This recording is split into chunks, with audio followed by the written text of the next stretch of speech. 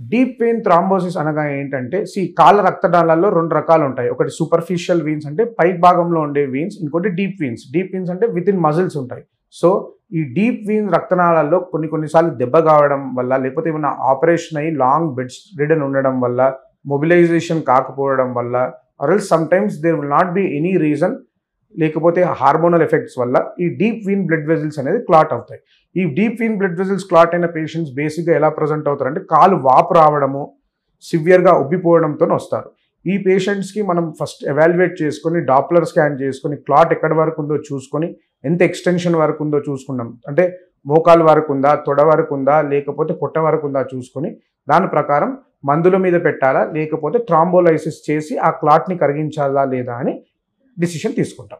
మీరు తీసుకునే అదే మందులు, అదే నాణ్యమైన మందులు మెడ్ ప్లస్ బ్రాండ్స్ పై సగం ధరకే.